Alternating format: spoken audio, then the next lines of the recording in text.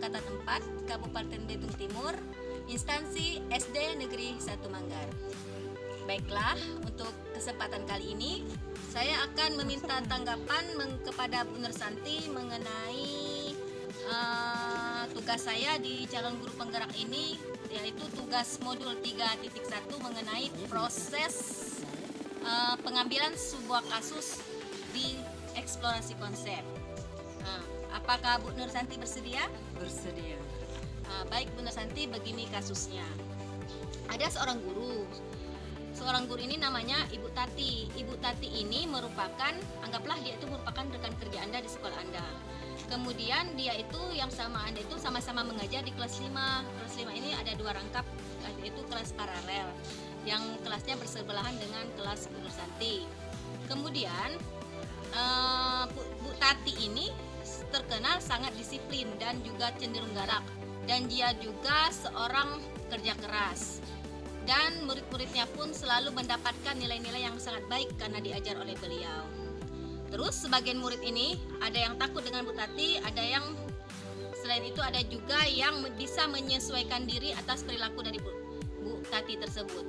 Kemudian kepala sekolah dan orang tua juga sangat menghargai Bu Tati. Suatu hari Bu Nursanti mendengar ada seorang murid menangis, dan Anda, Bu Nursanti ini keluar kelas melihat anaknya menangis tersebut. Kemudian Anda melihat di luar, Anda melihat seorang murid anak perempuan, yaitu kelas 5 dari murid Bu Tati tadi, sedang berlutut di atas bebatuan yang sangat panas menyengat pada hari itu. Tapi Anda melihat bahwa Bu Tati tadi tidak menghiraukan tangisan anaknya tersebut, muridnya tersebut tadi. Dan teman-teman yang lain itu mencoba melihat kawannya yang dihukum tadi lewat jendela kelasnya. Jadi dari kejadian tersebut, ketika Bu Nursanti melihat kejadian tersebut, apa pendapat Bu Nursanti ketika melihat kejadian tersebut? Oke, baiklah, saya akan menanggapi dari permasalahan dari Bu Tati ini. Saya kurang setuju atau sangat tidak setuju dengan kelakuan Bu Tati tersebut, di mana tindakan Bu Tati menurut saya ini kurang bijaksana dan juga kurang rasa empatinya kepada siswa, atau kurang pedulinya, ya, di mana dia menghukum siswa tersebut seperti menjemurnya di bebatuan di cuaca yang sangat panas, ya. Sementara Bu Tati ini membiarkan, artinya dia sibuk ya dengan siswa yang berada di kelas tetap mengajar, sedangkan murid yang tadi tidak dipedulikan yang berhukum. Padahal tindakan menghukum ini menurut saya tidak mendidik. Terus bagaimana efek ya dari siswa yang dihukum tadi? Sementara dia hukum sendiri kan di depan tadi, dilihat dari teman-teman yang lain kan, jelas akan menimbulkan efek jangka panjangnya, ya. Semua kejadian tadi terekam atau di memorinya terekam, sehingga akan menimbulkan trauma berkepanjangan. Hal tersebut dapat mengakibatkan perubahan perilaku pada diri siswa tadi, seperti misalnya jadi pendiam, minder, mudah marah, emosi, dan sebagainya. Itu kalau sebatas itu yang dapat saya tanggapi kasus. Baik, menurut Santi. Kemudian untuk pertanyaan yang selanjutnya, kira-kira solusi apa yang akan Ibu berikan kepada Bu Tati untuk kedepannya terkait dengan memberikan hukuman kepada murid yang melakukan kesalahan tadi? Pertama-tama saya akan mendatangi atau menanyai ya siswa yang diberi hukuman oleh Bu Tati tersebut.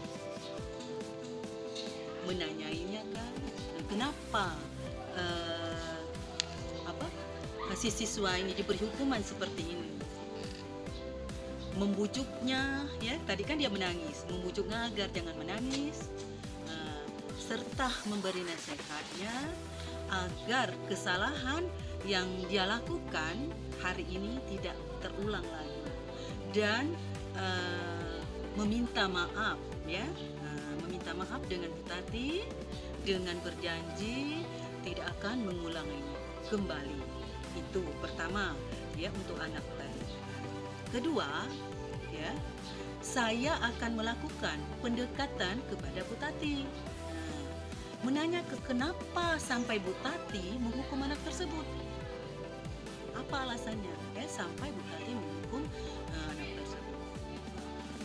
Kemudian ya, memberikan masukan kepada Bu Tati agar tidak memberikan hukuman seperti itu, karena hukuman seperti itu di samping tidak mendidik ya, melanggar hukum ya. Nah, seperti yang sudah ada ya undang-undangnya, pelanggaran hukum itu termasuk tindakan kekerasan pada anak. Itu tentu ada sanksinya kan, untuk pelanggaran ya, itu. Dan selanjutnya saya akan menjelaskan kepada Bu Tati kalau kejadian seperti itu akan berdampak psikologis kepada anak tersebut. Kita tidak tahu kesalahan tadi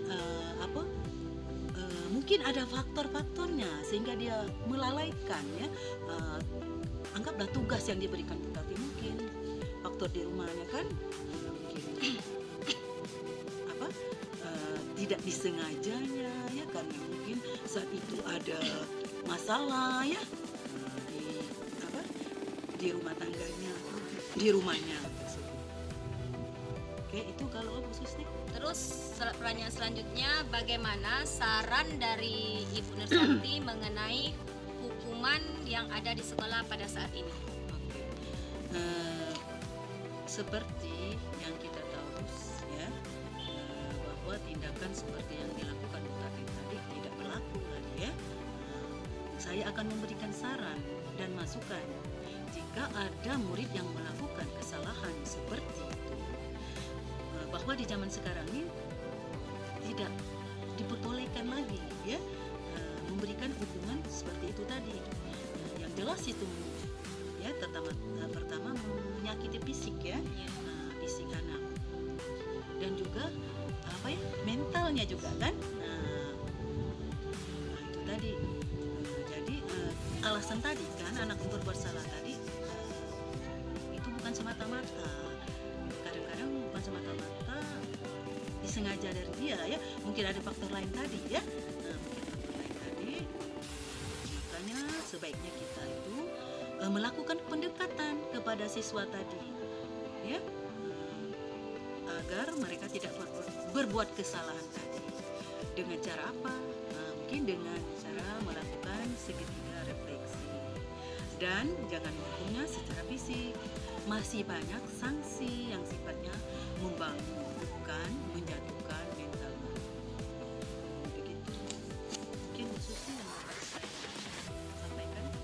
Ya, baiklah Bu Nursanti, saya sangat berterima kasih atas tanggapan dari Ibu mengenai tugas saya di calon guru penggerak ini, dan terima kasih juga atas kerjasamanya. Sama-sama. Wassalamualaikum warahmatullahi wabarakatuh. Salam guru penggerak, salam dan bahagia.